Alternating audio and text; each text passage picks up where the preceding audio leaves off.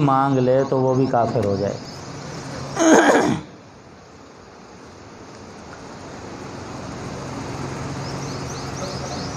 کہ غور تو کریں، بندہ ممکن ہے سچا ہو، دلیل تو مانگو اس سے۔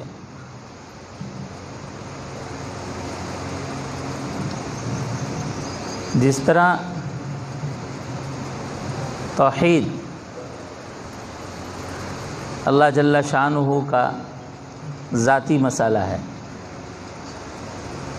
کسی درجے میں اللہ کو شرک برداشت نہیں، حتیٰ کہ ایمان کے بعد کسی عمل کا دکھلاوا، اور دکھلاوا ذرا سا دکھلاوا بھی اللہ کو برداشت نہیں۔ چنانچہ ایک حدیث میں آتا ہے ان یسیر الریاء لشرک، ذرا سا دکھلاوا بھی شرک ہے۔ حتیٰ کہ لکھا ایک آدمی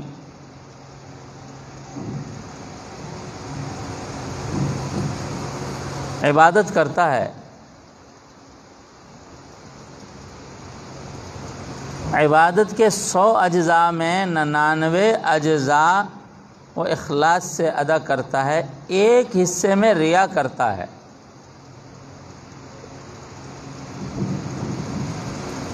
ایک حصے میں اس کو دکھلاوا آ گیا،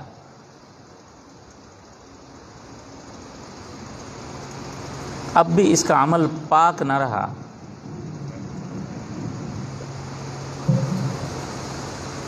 تو توحید اللہ کا ذاتی مسئلہ ہے۔ ایسے ہی ختم نبوت یہ رسول اللہ صلی اللہ علیہ وسلم کا ذاتی مسئلہ ہے۔ اس لیے لکھا ہے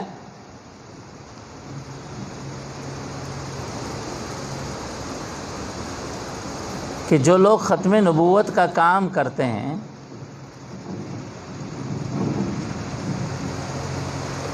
ان کو ختم نبوت کا کام کرنے کی برکت سے رسول اللہ صلی اللہ علیہ وسلم کی ذاتی خدمت کرنے کا اجر اور ثواب ملتا ہے۔ اور جتنی عبادات کریں ہم، ہر عبادت میں ہم گویا رسول اللہ صلی اللہ علیہ وسلم کے مبارک اعمال کی حفاظت، یعنی اعمال کی ادائیگی کے ساتھ ان مبارک اعمال کی حفاظت کا بھی فریضہ سر انجام دے رہے ہوتے ہیں۔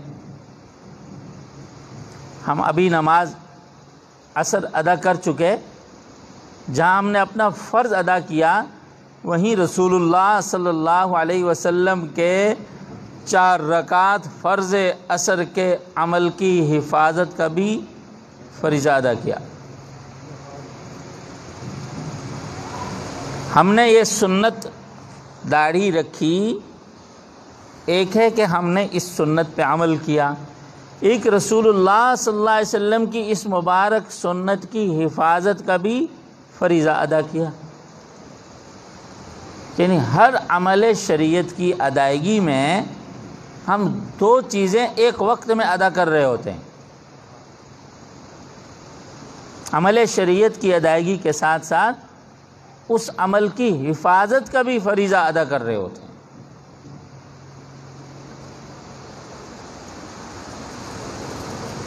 اور ختم نبوت کا کام،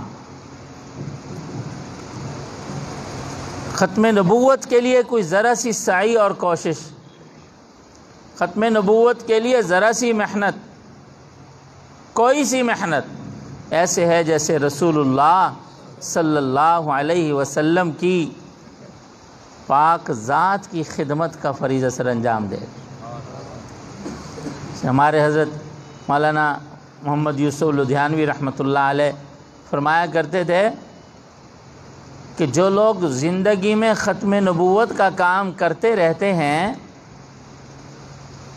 قیامت والے دن رسول اللہ صلی اللہ علیہ وسلم کے ذاتی گارڈ کے طور پر جنت میں جا رہے ہوں گے۔ وزیر اعظم کا گارڈ اسی وزیر اعظم روم میں جاتا ہے، وزیر اعظم ہاؤس میں چلا جاتا ہے، حالانکہ وہ گارڈ ہی ہوتا ہے، اس کی کوئی ویلیو نہیں ہوتی، ان پڑھ سا ہوتا ہے، لیکن اس کو وزیر اعظم کی گاڑی میں بیٹھنا نصیب ہو جاتا ہے، وہ پریزیڈنٹ ہاؤس میں، پرائم منسٹر ہاؤس میں اس کو بیٹھنا اور جانا نصیب ہو جاتا ہے، اور اس ہاؤس میں جو مراعات اور راحتیں ایک وزیر اعظم کو نصیب ہو رہی ہوتی ہیں، وہ ایک عامی گارڈ آدمی وہ حاصل کر رہا ہوتا ہے۔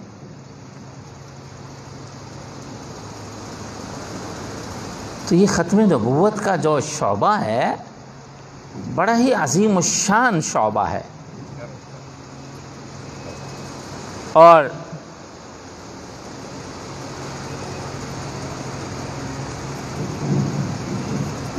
ہمارے ایمانیات اور اعمال کے لیے یہ سد اسکندری ہے ہمارا عقیدہ۔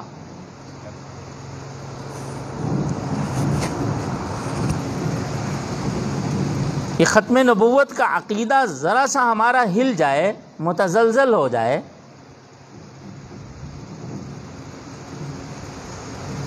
تو یہ جو قرآن ہے ہمارے پاس یہ نہیں رہے گا، اس لیے کہ جب نبی اور تو اس کی تعلیمات اور یہ احادیث ہمارے پاس نہیں رہیں گی، اس لیے کہ احادیث تو ہمارے نبی علیہ الصلوۃ والسلام کے، نبی اور تو باتیں اس کی اور، یہ ہماری عبادات اور ہماری عبادات کے طور طریقے اور یہ سارے نشیب و فراز جو ہمارے اس مبارک دین کی نسبت سے ہمیں نصیب ہیں، سب بدل جائیں گی، مسجدیں بدل جائیں گی، انسانوں کی، مسلمانوں کی شکلیں بدل جائیں گی، طور طریقے بدل جائیں گے، سب کچھ بدل جائے گا۔ ختم نبوت کا عقیدہ حقیقت میں حفاظت اسلام کے لیے سد اسکندری ہے۔ جب تک یہ ختم نبوت کے عقیدے کی دیوار مضبوط رہتی ہے، رہے گی، اسلام کو کوئی چیز نقصان نہیں پہنچا سکتی۔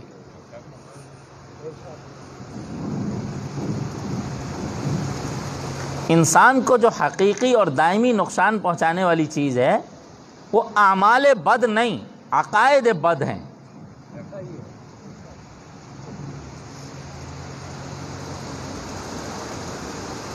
نجات عقیدے کی صحت پر ہے، عمل کی صحت پر ہے ہی نہیں۔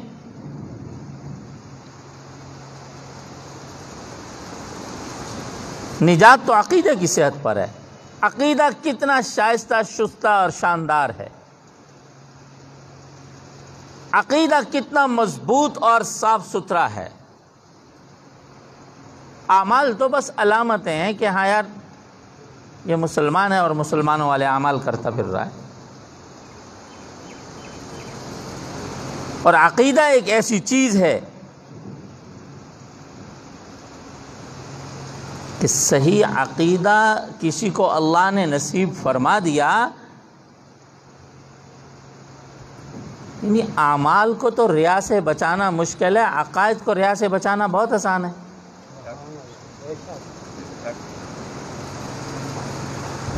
باطنی چیز کا نام ہے، ایمان ہے، وہ دل و دماغ کے اعتقاد کا نام ہے، اس کی ستھرائی اور مضبوطی کا نام ہے۔ تو ختم نبوت کا عقیدہ اتنا اہم ہے، یعنی تقریباً کوئی نبی علیہ الصلوۃ والسلام کی مبارک زندگی میں 100 جنگیں لڑی گئی ہیں، 27 جنگوں میں آپ شریک ہوئے ہیں، 260 یا 59 صحابہ ان تمام جنگوں میں شہید ہوئے ہیں۔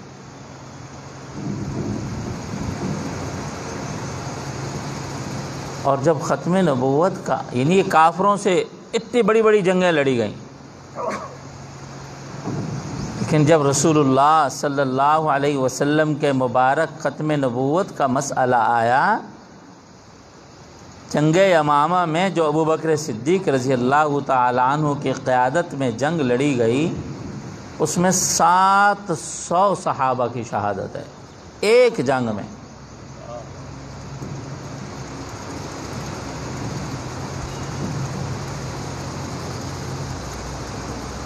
ایک جنگ میں، اور لکھا ہے اس میں 70 تو فقط بدری صحابہ شہید ہوئے ہیں۔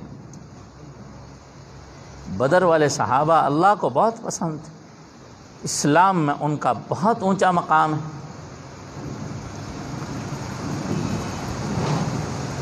تو ختم نبوت کا عقیدہ یہ اسلام کا بنیادی، اساسی اور اہم ترین عقیدہ ہے، اور اللہ نے اس کے ہر دور میں جام باز اور پہرے دار پیدا کیے ہیں جو صدیقی منہج پر اتر کر اس مبارک عقیدے کی حفاظت کرتے رہے ہیں۔ حالیہ ایام میں بھی سب نے سنا میڈیا پر، ایک غیور ایماندار غازی فیصل خالد نے کیا کام کیا، ایک گستاخ نبی اور مدعی نبی کو بھری عدالت میں ٹھکانے لگا دیا۔ اللہ اس کی حفاظت فرمائے۔ عمل تو یقیناً اس کا اللہ کے ہاں قبول ہے کہ اللہ نے اتنے بڑے جرأت مندانہ عمل کی اس کو توفیق عطا فرمائی، اور اس نے اسلام کی عظمت کا بول بالا کر دیا، اپنی جان کو ہتھیلی پر رکھ کے داؤ پہ لگا دیا، لیکن پیغمبر علیہ الصلاۃ والسلام کے ناموس اور مبارک عزت اور عفت کے تحفظ کا فریضہ سر انجام دے دیا اس نے۔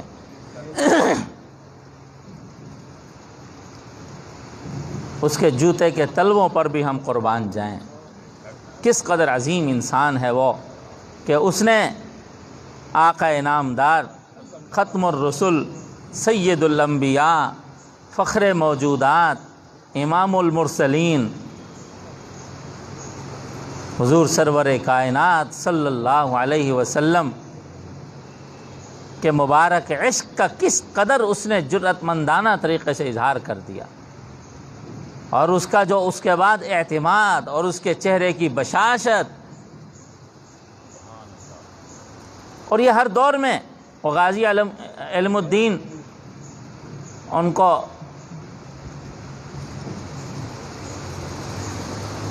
محمد علی جناح صاحب نے کہا تھا، یہ اس کے وکیل تھے، ایک دفعہ کہہ دو کہ میں نے قتل نہیں کیا، باقی ہم نمٹا لیں گے، سنبھال لیں گے، نہیں تو اس مقدمے کی سزا بڑی خطرناک ہے۔ انہوں نے کہا ایسا نہیں ہو سکتا، بار بار اصرار کیا اس نے۔ قائد اعظم محمد علی جناح صاحب نے، تو اس نے کہا مجھے تو ہر رات رسول اللہ صلی اللہ علیہ وسلم کی زیارت ہوتی ہے،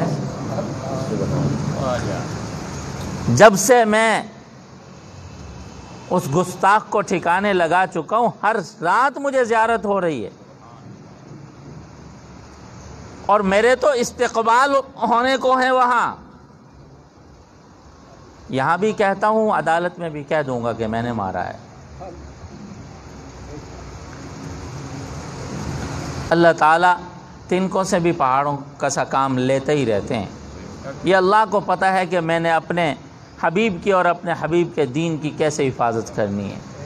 اللہ تعالیٰ ہم سب کو عمل کرنے کی توفیق عطا فرمائے۔ دین کے جس شعبے میں جب موقع آئے آگے جا کر کے کھڑا ہو جانا چاہیے، اور ادنا سپاہی بن کر کے اس دین کے شعبے میں اپنی صلاحیتوں کو صرف کرنا چاہیے، ادنا سپاہی بن کر کے، عام سپاہی بن کر کے خدمت کرنی چاہیے۔ یہ پھر ایمان کی علامت ہے۔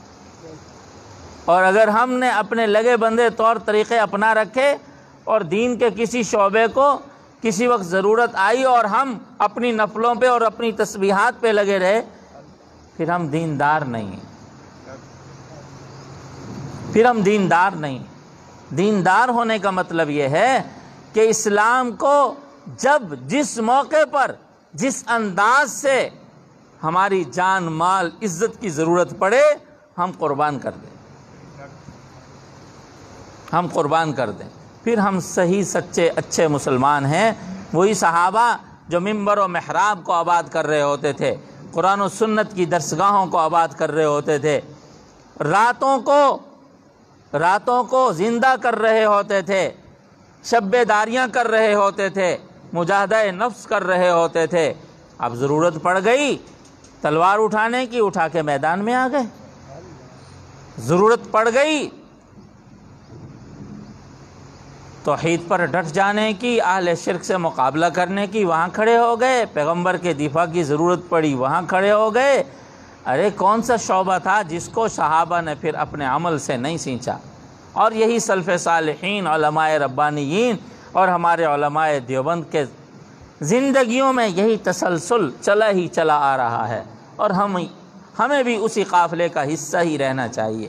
اللہ تعالی ہم سب کو کئی سنی باتوں پر عمل کرنے کی توفیق عطا فرمائیں۔ ابھی ہم اپنے